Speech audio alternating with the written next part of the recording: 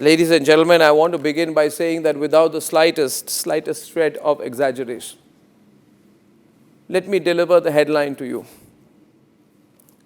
Rules have been changed in our country which will allow big billionaire companies,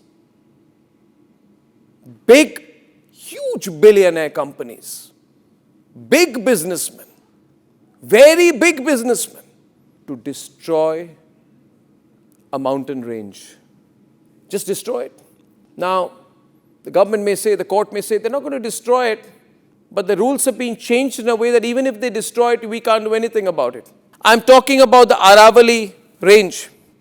This is 2 billion years old, and I'm sorry, with the greatest of respect to the Supreme Court of India, the Supreme Court of India did not make the Aravalli range.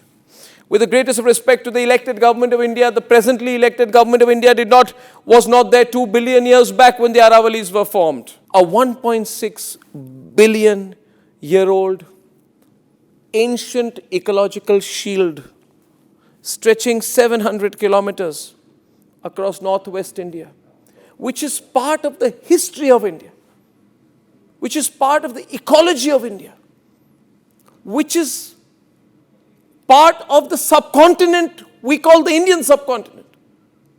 The Supreme Court says that anything below 100 meters is not Aravallis. It's a low-lying range. The Supreme Court says anything below 100 meters is not Aravallis. Now, what does that allow?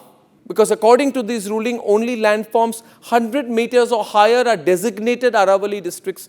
They will qualify as Aravalli hills. Everything below that is expendable, legally expendable. So you can just bring the bulldozers and roll them over. You can destroy them. And we, the citizens of India, can't open our mouth about it. I thought this was a democracy.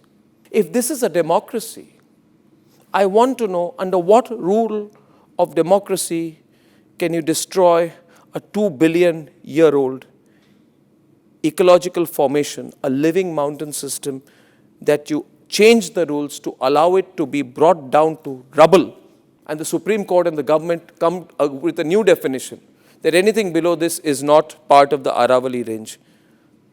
With the greatest of respect to the Supreme Court, I want to ask them, the honorable judges, and it's a legit question from Arnab Goswami to the Supreme Court of India.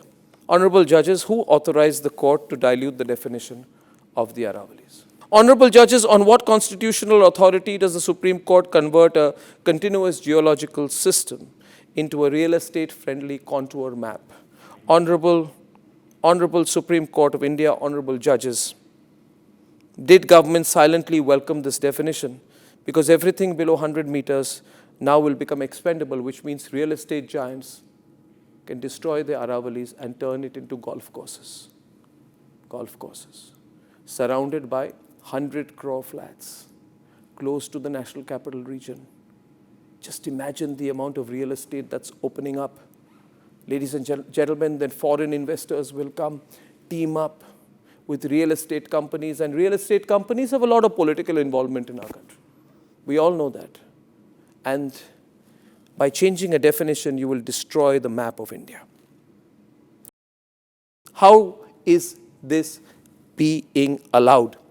And if you question it, you'll be told, oh, you're NGO type. No. You're environment type. No. Does the BJP not talk about Paryavaran? Does the Prime Minister of India not say, keep talking about protecting the rivers, the geology, the living heritage of this country? Ladies and gentlemen, a country's civilization is not just politics or only politics. Civilization is heritage, and Aravallis are our heritage. No government, no Supreme Court can destroy it. I call tonight with the greatest of respect for a rethink on this by the government, and there are legal ways in which this can be put under review, and the Supreme Court of India should constitute a review on this. Because just because a 3-judge bench decided this, it cannot be the last word. The most population nation in the world, our future is at stake because of this. Ladies and gentlemen, in Rajasthan, where the Aravallis are most extensive, let me give you the uncomfortable arithmetic. There are 12,081 hills. Only 1,048 are above 100 meters. This means that just 8%, 8.7% of the Aravallis are protected. 90% of the Aravallis in Rajasthan can now be turned into golf courses and huge real estate projects, infrastructure building.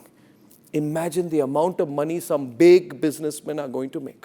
Remember one thing, only Republic can ask this question. The corporate media cannot ask this question. The political media cannot ask this question. The 15 crore anchor paid by the government of India cannot ask this question. But I'm asking this question on your behalf. Who gains when 90% of a mountain range is removed from protection? Certainly not farmers. Certainly not our cities choking on dust. Certainly not our groundwater systems. But mining corporations, they just received the most powerful clearance of all, a judicial one. And its impact is mega. The Aravallis stop at the Thar Desert from advancing eastward into Haryana, Western UP and Delhi NCR. More than 90% of the Aravallis are stripped of legal protection. First, mining will boomerang. Legally this time. What was once illegal will now become procedurally legal. Scrub hills, low ridges, finished. Interhill corridors will be classified as non-Aravalli land, which means mining leases which were now once rejected will be quickly approved. Environment clearances will be granted very quickly. Foreign investors will come in. Some people will become billionaires overnight. State governments will argue, we're only following the Supreme Court's definition. This is the new trick for the government. This is the government's new trick. Sandera Sara brothers, we're doing nothing. The Supreme Court is deciding to give them a clean sheet. Aravallis, destruction, we're doing nothing. We're only making a recommendation. The Supreme Court is deciding. And corporations will make billions and billions and billions and billions. Foreign companies will come in.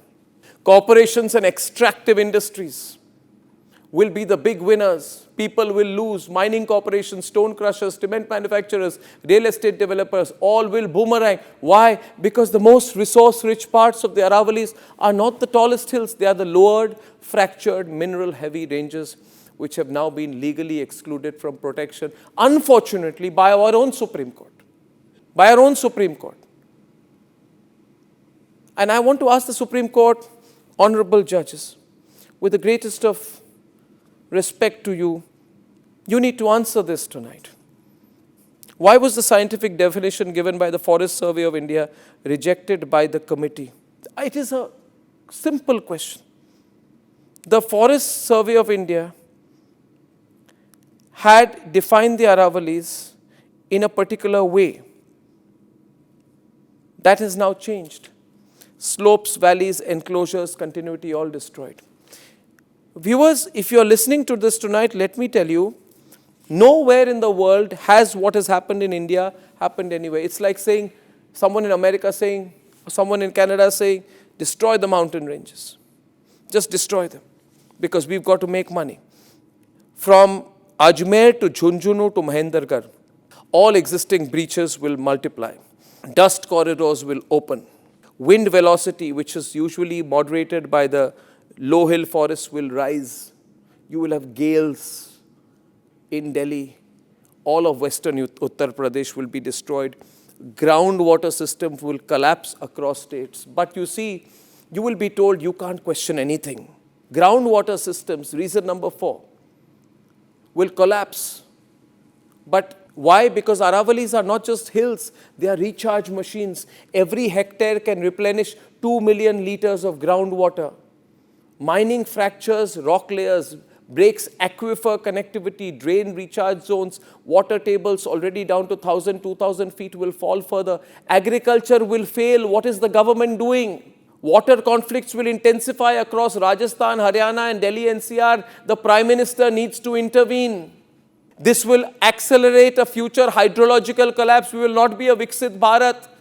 We will be an environmentally destroyed Bharat. And the government must think about farmers, because rural livelihoods will take the hit. Farmers will be destroyed. Soil will lose fertility. Crops will be coated in stone dust. Food security will decline across South Haryana and Eastern Rajasthan. And meanwhile, the big businessmen will make lots of money. and after having made a lot of money, destroyed the country. Like the other big businessmen, they will build huge homes in Dubai. Many of the men will become NRIs, and they don't give a damn for this country. And that is the real economic model this judgment enables. So I'm saying tonight, save the Aravallis. Save the Aravallis. This is our last chance. If the courts do not reverse themselves in this country on this decision, things will be very bad environmentally in this country. People must force a reconsideration. Governments do not protect ecosystems unless the cost of the inaction becomes politically unbearable. We want accountability. We want the Union Environment Ministry. We want the Prime Minister's office to step in. We're not asking for too much. And there is a context in which I'm saying this. The same Supreme Court says BS5 vehicles should not be allowed to Delhi. But the Aravalli range can be destroyed. Does this duality make sense to you? The same Supreme Court, and I have great respect for the Supreme Court, the Supreme Court must speak and answer. On the one side, it is saying it's concerned about AQI in Delhi. But can the honorable judges please tell me that when the Aravallis are destroyed, what will the AQI of Delhi be? Now, many people may think that we won't live long enough to see the consequences. That's where we again make a mistake. Even if we don't, we should care. None of us may be around 100 years from now. Probably won't be. At the way AQI is going, we won't be around 20 years from now. May all of you have long lives. But the question is this: should we not care about what our country's heritage is? This is not an environmental issue. It's a people issue. It's a heritage issue. Hashtag save the Aravallis. I'm stepping forth on this. The government must intervene, and the government must not think that the media of the country will not do its job. The government may think that the opposition does not exist. Rahul Gandhi is not a serious politician, so they can do what they want. But no, the people of India are the real opposition. And then there is Republic. There is always Republic.